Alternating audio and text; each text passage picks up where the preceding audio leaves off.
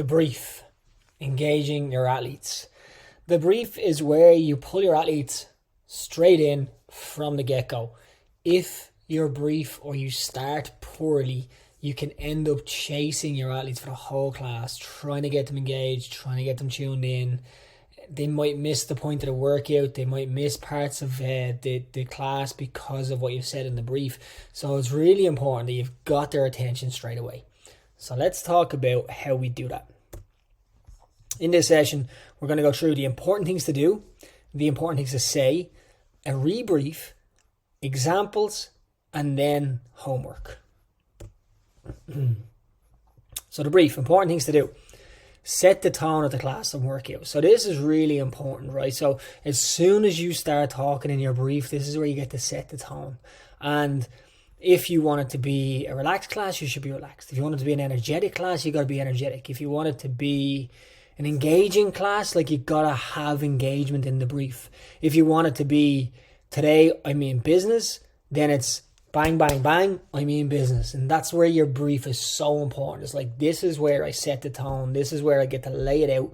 And this is where people know what to expect from me and what I expect from them throughout the class, just by the interaction without explicitly having to say anything. And that's a skill. And that's why we're doing this, because you got to practice this skill and you got to figure out, what am I trying to get across here in this brief?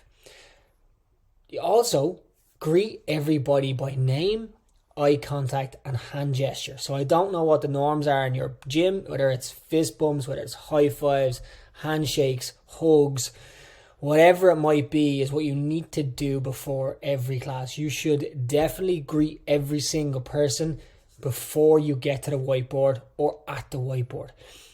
If you don't, like I've had this before where I've rolled from one class into the next. I've probably been a couple of minutes late starting the class, and then I just want to get them in and get through the whiteboard brief. And I didn't greet everybody in the class. And then the people that I didn't greet in the class, then there's that awkwardness of queuing them. So when the warm-up starts, when the big general warm-up or specific warm-up starts, we haven't had that interaction. So then giving them cues is really difficult. Now I have forgotten to greet people, or they've arrived late, and I'll do it in the general warm-up. I'll go to them in the general warm-up. I'll give them fist bumps, say hello, give their name, make eye contact, ask them how they're doing, just to break the ice, because that's what it does. It breaks the ice. If you can greet them by name, give them eye contact, hand gesture, because it's broken the ice, when you start talking in the brief, they're more engaged, they're listening. If they're listening, then you can have a back and forth, rather than you just talk, and nobody tuned in because they're like, cool, he doesn't even know I'm here. Makes a big difference. Introduce newbies. Newbies can be trials, they can be drop-ins, they can also be somebody who usually does the 6 a.m. class and now they're in your 6 p.m. class, or vice versa. So if they're usually in a different class and now they're in a new one for today and they don't really know everybody in the class, even if they know one or two, it's nice to just say, hey lads, do you know Jessica? She usually trains here at 6 a.m. She's in with us this evening. I know a few of you know her, but for everyone else, just in case you're wondering who she is. Simple. Now, she's easy, they're easy, and there's no awkwardness of who the hell's your one standing in the class. Okay, smile and body language, right? Really important. Like, you just gotta smile. Like, the more you smile, the happier you are, the happier everybody is. Like, smiling is infectious. If you stood at someone and just smile at them, they have a reaction of like, hey, are you alright? Why are you smiling at? That's like, and then they smile back and they're wondering like, what the hell's going on here? Like, they might be thinking that's a bit odd, but if you're on the whiteboard brief and then you're like this, that's different, isn't it? So smiling just creates a better atmosphere straight away. You're happy to see them, you're happy to be here, and you're excited about the workout. Body language, your body language is good.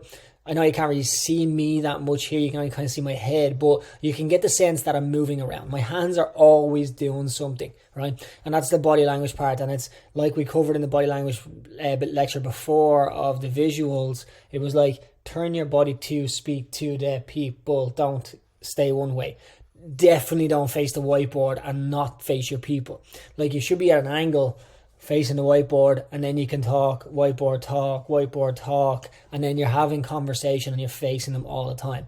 Your body language has got to be alive, and you got to be using things, you got to be making eye contact all the time, okay? Be energetic, enthusiastic, and excited. Like, if you're not energetic, enthusiastic, and excited about the workout, then they're not going to be. And like I said, the very first thing is set the tone. This is where you set the tone. It's like, you got to be happy. You got to be ready. You got to be like, yes, let's do this. Here we go. This is going to be great. We got 1 million burpees to do. Oh, I can't wait. This is such a great challenge. It's like, you can make any bad workout be exciting. Be enthusiastic. You can get people excited for anything at all based off how you talk about it. And if you talk about, oh, we got 1,000 burpees today, it's going to be absolute torture. That's very different than, we got 1,000 burpees today, oh, it's going to be a great challenge. Here we go. Come on. Two very, very different things with the exact same workout, right? So you just got to be making sure that you are driving the energy that you want to see and that you can get them to carry through the class. Talk to them, look at them, and make a conversation. So this is like what I mentioned already in the body language. It's like, I don't want to just talk at them. And we mentioned this before in the, maybe an auditory teaching. But like, you don't want to just talk at them. You want to talk to them. Like, tell them about the workout, but engage them and try and make it conversational. Ask them, has anybody ever done a workout like this before? If it's a benchmark workout, who's done Fran? Anyone done Grace? Daily? Do you know your time? Don't tell us. Do you know it? Perfect. It's good to know. I'll ask you later on. You don't need to tell them in front of the whole group. If you know someone in your class has got a really good Grace time, it's great for people to look up to them and say, here, what's your Grace time? 150. Class. That's unreal. And everyone's like, oh, 150, I was thinking like 10 minutes. And it's like, oh my God, this is like, they thought it'd be impossible to do it at such a time. And then they see somebody else in the class who's in the class with them, like, oh wow, okay, I can do this, right? Make it a conversational, just linking it back and forward with anything you possibly can, rather than you just standing there talking at them. So talk to them, look at them, and make it a conversation. Bring them in as much as possible. Like, if you can bring them in from the brief, you have them for the hour. Paint a picture. So plant ideas in their head. So you should be saying enough that allows them to start thinking about the workout. And it's like, okay, well, that's what it should feel like. This is what I should be doing. Okay, I'm going to do it this way. I'm going to do single unders instead of double unders because I know I need to move more. Okay, I'm going to do 15 burpees instead of 25 because I know I'm not going to be able to hold the intensity. You know, or, oh, this is really fast. Okay, I know how fast I got to move. Okay, I know how much on I need to be in the specific warm-up, general warm-up here because I need to get ready for this intensity. Okay, cool. Paint a picture so they can start to think about ideas in their own head and they can start thinking ahead to the workout and how they're going to apply themselves through the general and specific warm-up. Turn the music off or write down. You don't have to battle with music. You don't want to battle with noises in the gym. You don't want to battle with people dropping barbells or slamming plates. So control the music, control the sounds. So I should have put in the control the sounds in there, right? So it's like, having the music on is great. Like, I hate when people turn the music off completely. I think, like, unless you are so good at creating energy, the music does it for you. So don't turn it off completely. Have it really, really low, just a bit of background noise. Like, if you think about, you walk into a supermarket, some supermarkets have background music. Spas have background music. Generally, anywhere you go can have background music on. It just creates an atmosphere. And if you turn it off, you can just kill the atmosphere. And then everything gets really awkward and silent and eerie, right? So use your music to your advantage. But you don't want to have it too high that you can't be heard. And that's important. So pay attention to where the speakers are. Now, if you've got someone who's standing to the left-hand side of the whiteboard brief and the speakers on the left-hand side, on the right-hand side, you might not be able to hear as loud as they are. And now they've got to contend with the noise of the music and the noise of you talking, and they can't really hear you. So you got to put yourself in the position of the athletes when the music is on. It's like, well, if I'm standing there, can I hear on? And the only way to do that is by putting yourself in that position to know. Turn on the music, go stand there, listen, and then see if you can hear yourself talk or hear somebody else talk. Okay? And then no timeline. Like, you don't need to put pressure of a timeline on your brief. Like, your brief is going to be less than, like, it's going to be 0 to 5 minutes. It's not going to be 10 minutes, right? So I always factor in 4 minutes for a brief. Sometimes it takes me 2, but there's also other times where I'll start the class late purposely because people are having a chat and I'm having a chat. So like, that's why I give myself 4 minutes. The brief usually takes about 1 to 2 minutes. If you're really quick, you're really efficient. Now, there is longer days. And this is why I'm saying no timeline, because there's days where it's just going to take you longer to explain.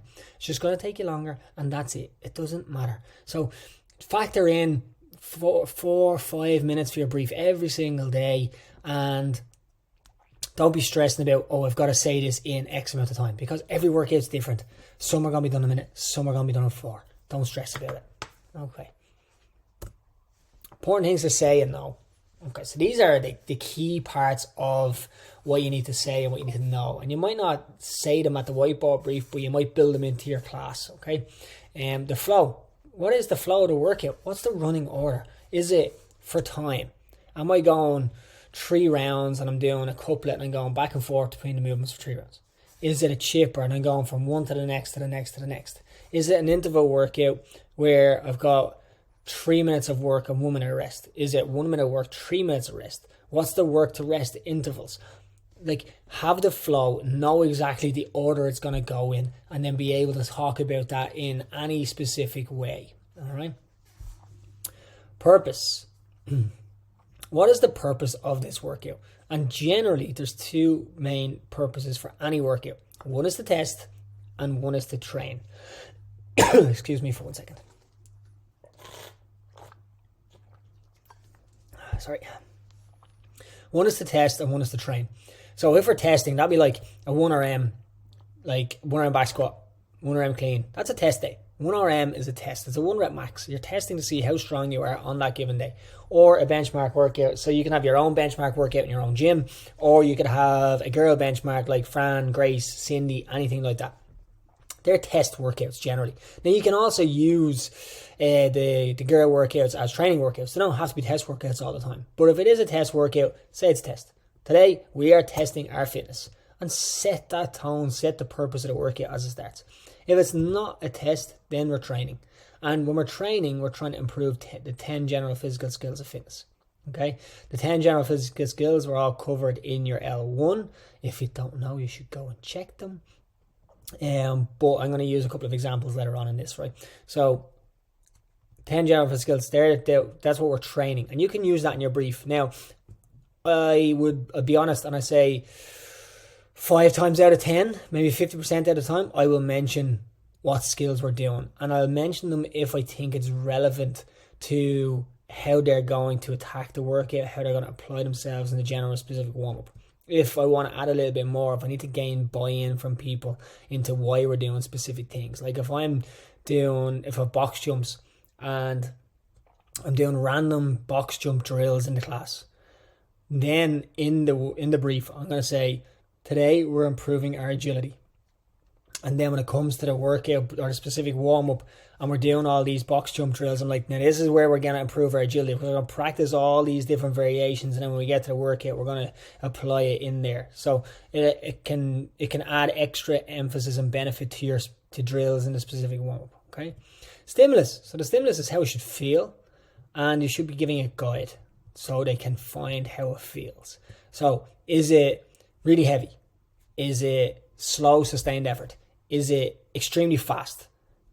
Is it interval style sprint workout? Like, give them a stimulus, tell them how it should feel. By the end of this workout, you should be feeling like, that was absolutely brilliant. I feel great. I feel like I did a workout, but I'm ready to go home and I'm going to come back tomorrow. Or after this workout, you should be lying absolutely flat, panned out on your back because you cannot physically stand. You've pushed that hard. And there's different days. Like, you're not going to feel like that every single day, right? So letting them know how you should feel.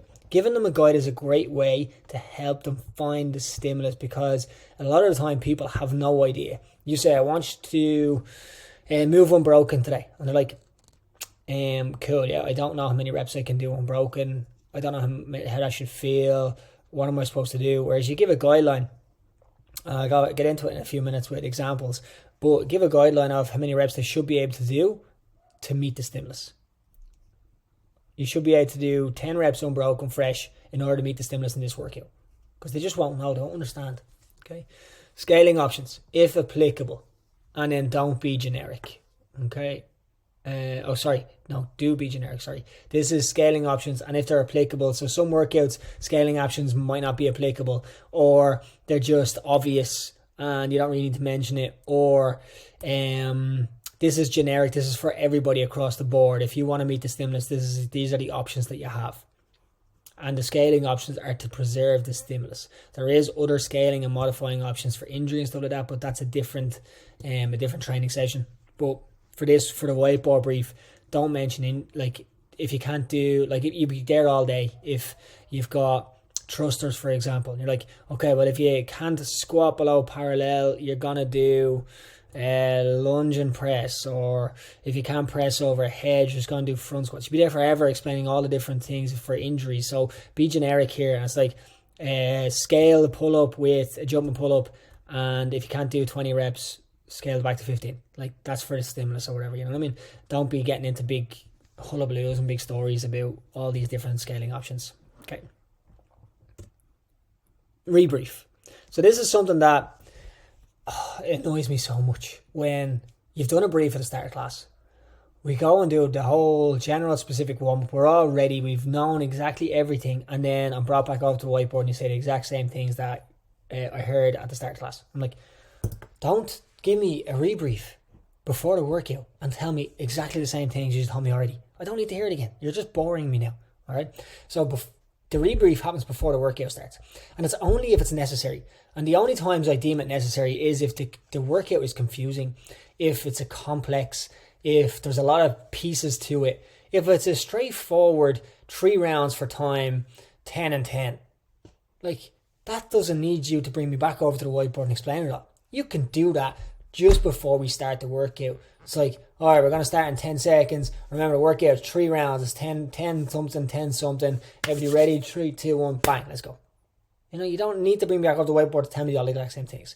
If you are bringing me back to the whiteboard, don't just repeat what you've said before. Add something new. You've got to give me something different to hear. That's going to spark my interest. Otherwise, I'm just going over here. It's just white noise then. I'm just not going to listen to you. And I'm in my own head thinking about the workout. And what you're saying is totally irrelevant.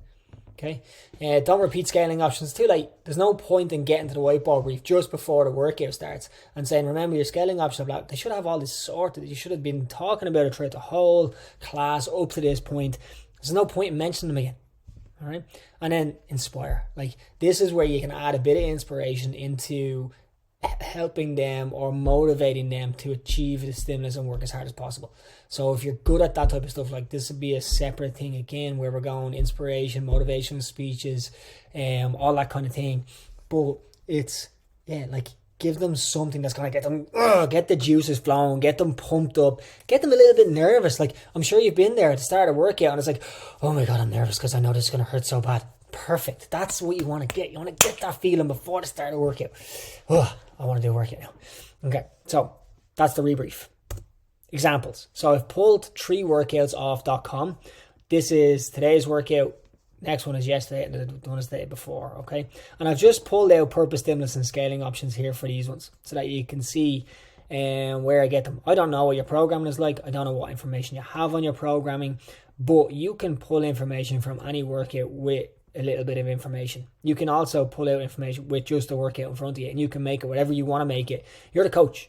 If you see a workout, you can decide what way that workout is going to go. The flow, the purpose, the stimulus, everything. Scaling. Up to you.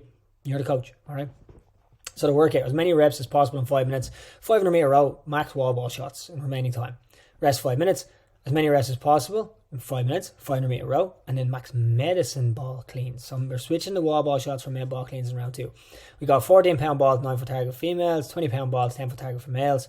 And the scaling, this is more like the stimulus, right? So this is scaling to preserve the stimulus. The stimulus should be each AMRAP should be an all-out effort. Push the pace on the rower to give yourself as much time on the wall ball as possible. The weight is light and should allow you to always do 1 more rep. Okay, so the purpose of the workout, using the 10 general physical skills of fitness. This is not a test, it's a training workout, so we're looking to improve something. And we're going to improve cardiovascular endurance, stamina, accuracy, flexibility, coordination. Now, if I've got all them 5 things and I'm going to say them, I should be able to explain where in the workout we're training these things. So you don't need to necessarily go into detail of them. You could pick 2 and say, oh, and these are 2 that we're going to work today. These are the 2 that we're going to focus on in a specific warm-up. These are the 2 that, and this is why. All right, so cardiovascular endurance. How is it cardiovascular endurance? Because it's a heart rate workout. Like, you're going to get your heart rate high for 5 minutes. You're going to rest for 5. You're going to do it again for 5. It's cardio, right? Stamina. Why is it stamina? Because you're going to do 500 meter row, and then you're going to have about 3 minutes on the wall balls.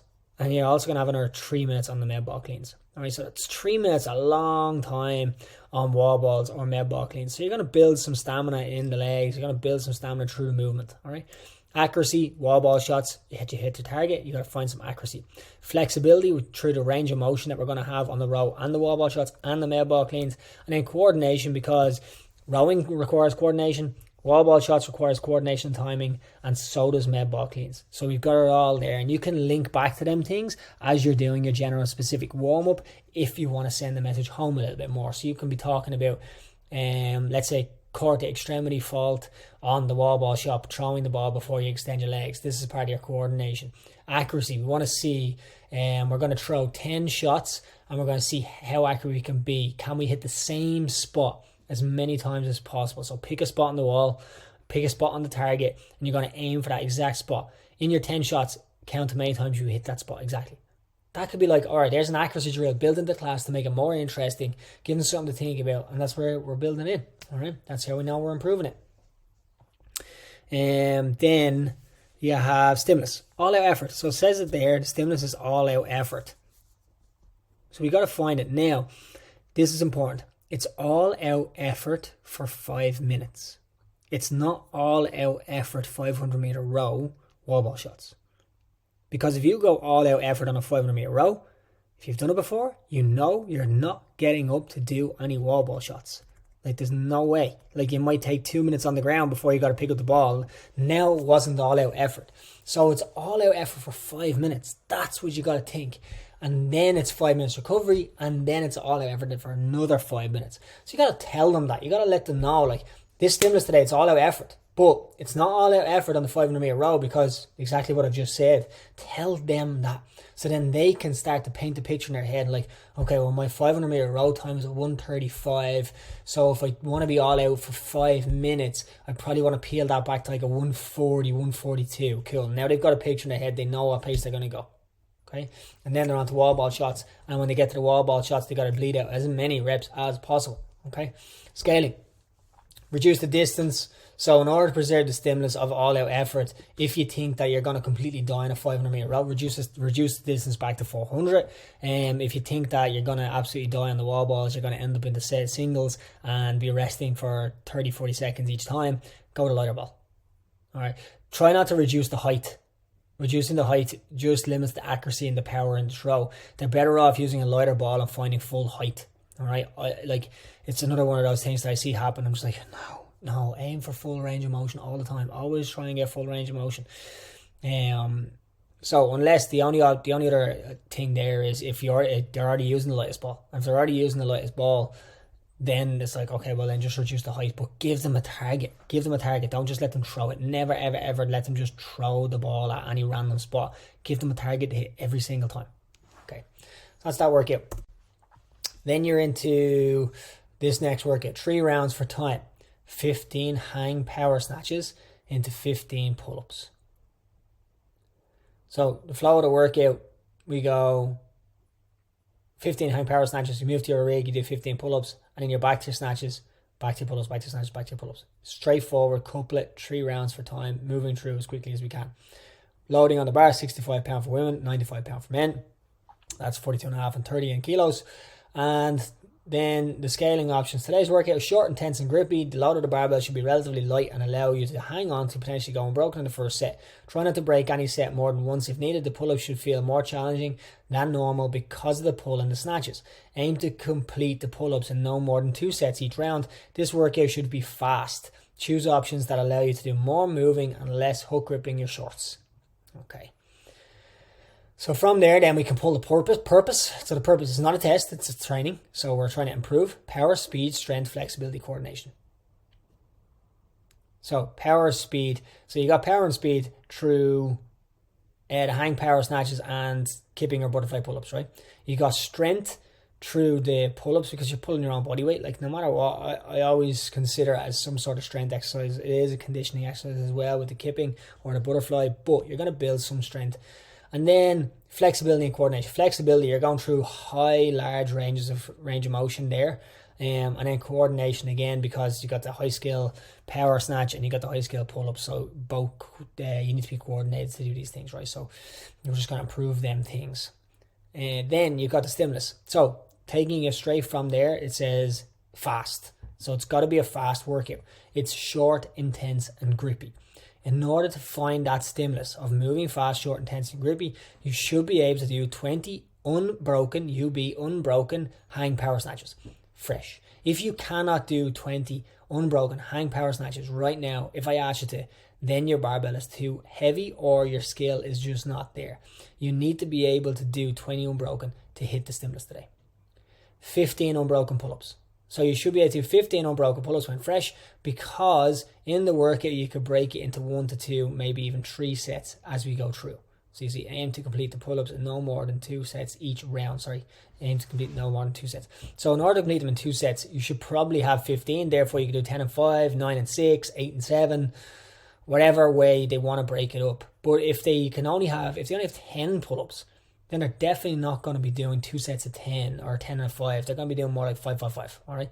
So making sure that they have the right amount of number in their head, and if you ask them to do it, they could. And then scale. Reduce the reps or lighter bars. So for the 15 hang power snatches, if you cannot move fast and you cannot keep the workout intensity high, then reduce the reps or reduce the weight. If you've already got the weight down, then you can reduce the reps. There also might be somebody who can do the weight but can't do 15, but they can stay fast with the same weight at 10 reps. Perfect, do that.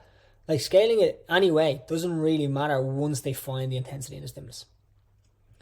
Reduce the reps, ring rows, or jumping pull-ups. So for the pull-ups today, we're not doing banded pull-ups, and we're not doing inverted rows because it just takes up too much time, space, and messing. So with the ring row or the jumping pull-ups, it's quicker. We can get in and we can get out nice and quick.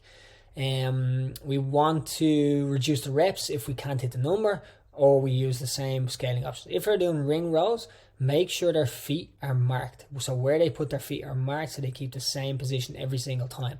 We don't want them to start with their feet miles in front of the anchor point and then start walking back as it gets harder, because we want them to try and improve as well. So we got to pick a point. They got to find a level where they can do 15 unbroken ring rows.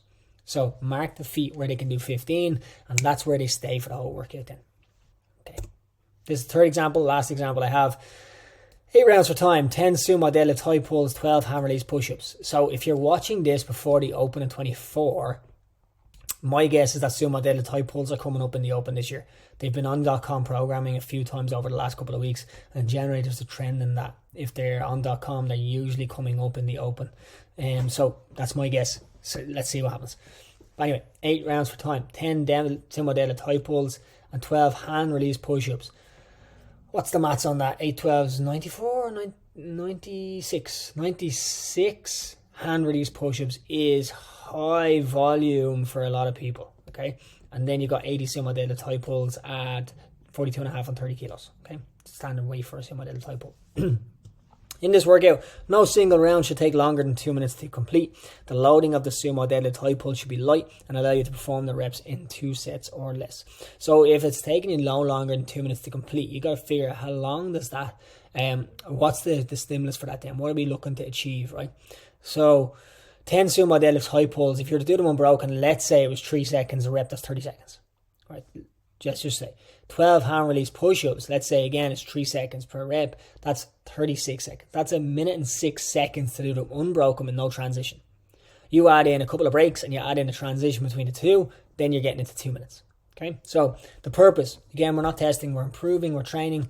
Power, speed, strength, flexibility, coordination, all through, and you can figure out where we're doing them. So power, speed through the sumo deadlift high pulls, strength in the push-ups, flexibility with the large range of motion, and coordination because you got timing element in the sumo deadlift high pull. Stimulus, steady pace, minimal rest. So we want to move at a steady pace with minimizing our rest. We're definitely going to break it up somewhere along the way, so we don't want to say that unbroken. So it's minimum rest, so that's when you are taking a break that you're trying to get back to work as quickly as you can. The stimulus, we should be able to do 15 unbroken sumo deadlift high pulls when fresh. That means your first round's probably unbroken if you wanted. Second round potentially. Third round, maybe, and then after that you're probably breaking it up into 2, maybe 3 sets, but you're still trying to keep the rest to a minimum. And then 20 hand release push-ups. Like if you don't have 20, like you'd like to be able to do 12 unbroken, right? And then the second round, if you've got 20 hand release pushes, you probably have to do the same thing. Third round, probably just hang in there. And then after that, you might end up breaking it down into smaller sets after that. So it's like, okay, if I don't have 20 hand release, if I only had 12 hand release push-ups, I'm not finishing this workout. I'm not staying within that time constraint of 2 minutes per round. I'm going to end up taking 2 minutes just on the push-ups alone. I'm probably going to take more if I don't have 12. So setting that bar a little bit higher and saying, okay, you should have 20. 20 is going to allow you to meet the stimulus today. Otherwise, you're going to get capped if there's a time cap, right? So I personally always put time caps on my workouts because it allows people to find the stimulus better. If there's no time cap, then they can, like, here, look, we're the coaches. We dictate. We can make sure that people are doing the right things, but then you get some people who are just really stubborn, really difficult, and just want to do what they want to do and not listen to the coach. We all have them people. And if you said 20 hand release push-ups and they could do 5 and they're still adamant, oh, hey, look, I'm doing RX regardless or whatever, and then they just get capped, or they don't get capped because there's no time cap, they could be there forever. And then they bleed into the next class, right? So it depends on what organization or what gym, what ways work, if you got time caps or not. And then trying to get them to scale for stimulus is really important. People need to understand how important stimulus is, that it's not just, let's just do a workout. Like back in the old days of CrossFit when everyone just trained off .com, some of the workout times were like 40 minutes when it should have been a stimulus of 10. And they just missed the stimulus, but they wanted to go heavy, they wanted to do RX, and we're changing that culture. We're changing that culture by giving people these guidelines and steering them down the right path. And that's what a coach is for.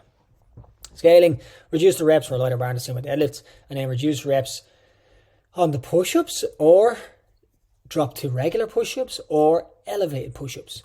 There's also the argument of push-ups on the knees.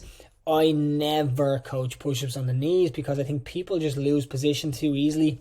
Elbows start to turn out, shoulders start to dump in, bum starts to go too high.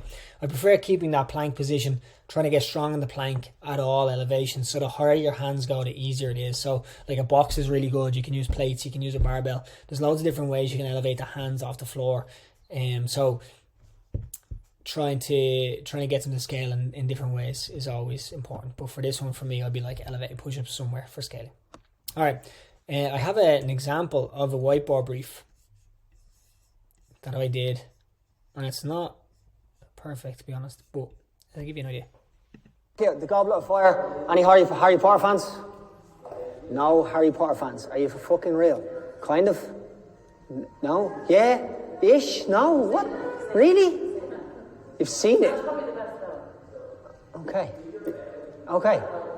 Today's workout. 3 very fucking tough crowd. Alright, 3 rounds for time. We're going 30 goblet squats, 24 and 60 and 1 kettlebell, into 15 burpee box jumps, into 90 double unders. Alright?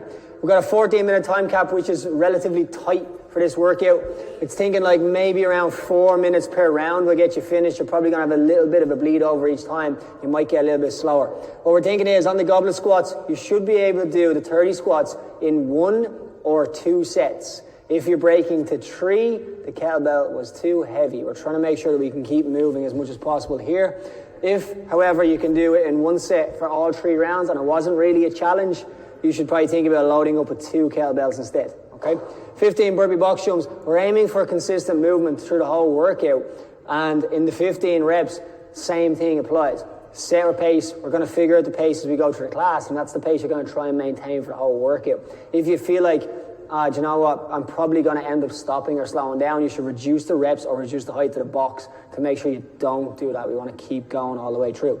And then the 90 double unders, it's a big chunk of reps. So if you don't have consistent double unders, I'd suggest maybe doing some double unders, but then like after a couple of attempts, just switching to singles just to get through the 90. If you have really good double unders and they just keep snagging and it's just a really, really bad day, you can also make the decision, you know what, I'm just going to go singles because I need to keep moving rather than just frustrating myself forever. Okay? Scaling options, you can do regular jumps of singles, high jump singles, penguin claps or double unders. Any version is good. The whole aim of the workout is just to keep moving for all 3 rounds and try and get it finished. Like getting it finished, the target. Jonas, did you finish? No. Diego, did you finish? No. Yeah, see, 9. So the aim is just to finish. So if we can just finish the workout, that's a really good target. And that's all about consistent movement. Any questions?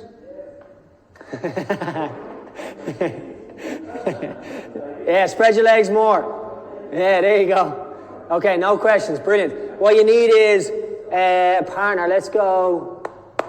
Enzo and Gary, you partner together. Steph and Una, you go together.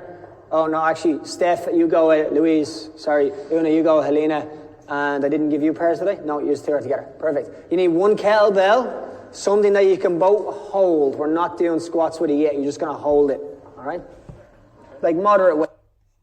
Okay. So the whole thing there was they have an idea what the workout is. They were engaged. I was trying to make conversation. The name of the workout was Goblet of Fire. So the first thing I did was, all right, I want to pull these people into a conversation, break the ice a little bit. Anyone a Harry Potter fan? And then they engage, they don't. And then I try and pull a little bit more. You notice that nobody says anything. And it's like, okay, I'm not just going to move on here. I'm going to ask again, or I'm going to push a little bit and probe a little bit. And then all of a sudden somebody's like, oh yeah, I've seen it. It's like, okay, cool. Now we're talking. And then somebody's like, tough crowd. Yeah, okay, well, we know we're a tough crowd. I added a curse word because it can pull attention. People don't like curse words. Some people do. Either way, they can be effective even if you don't like using them yourself, right? But like, you probably realized when I said it, and so would they. All right, so it's just pulling people out. Now, if people are offended by my curse words, they won't come to my class, and I'm okay with that because I use them and that's how I coach. So there's just different things. What else happened? I gave the flow. I gave the stimulus. They said how they should feel. I said what the purpose was. I didn't say what the purpose was. I said... Sorry, I'm trying to remember what else I said. Oh yeah, built it into the class. So the stimulus, this pacing, I built it into the class so that they could figure it out for themselves before they started, and then they could attack it. And then I gave them a real sense of, all right, this workout is going to be tough.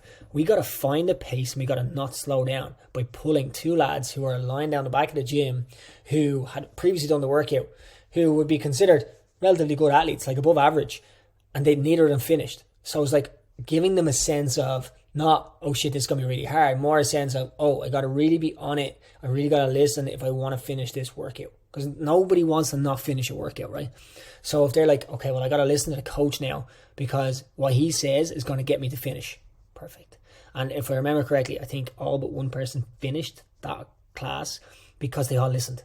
And it's because of I engaged them straight away and I got that interaction and I got them to paint a picture in their head. It's like, okay, this is what I need to do. All right. Okay. That is the whiteboard brief.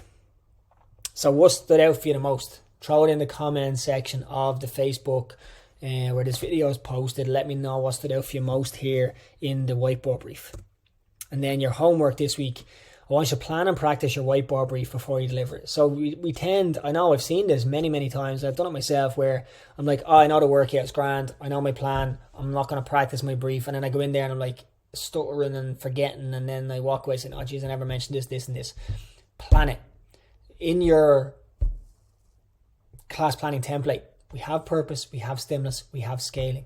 It's all there so that you have to think about it before you do your plan. And then you got to use it in your brief. Okay. So plan it, practice your whiteboard brief.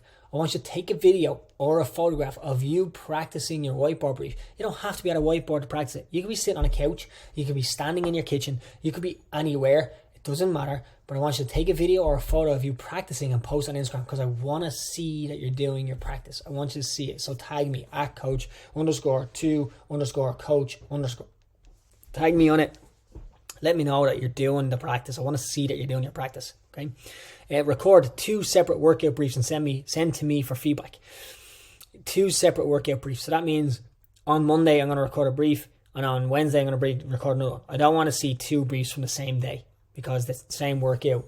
I want to see 2 separate workouts. Okay, so record it. I'd love to have like a side angle so I can see the whiteboard, I can see your body angle, your expressions, your face, and I can kind of see a little bit of the athletes as well. I want to see their body language, how they're interacting. I don't want to just see you, and I don't want to just see them. I want to try and get a big picture of everything. Even if it's a little bit zoomed out, that's fine. But we can, if it's a little bit zoomed in, even better. And then once you've delivered your brief, the first one and the second one, you can do it separately, depending on how spread out they are. If it's like Monday, Tuesday, then you just wait till Tuesday and you can do the two of them, but debrief it after you do it. So I want you to say, did you deliver according to your plan? So we can plan it, we can practice it, and we can say, I want to say this, this, this, and this. And then you go to deliver it, and it's like, I did, except I added this in, which I wasn't planning to, and I forgot to say this. That's important information. Why did you add something in that you didn't plan?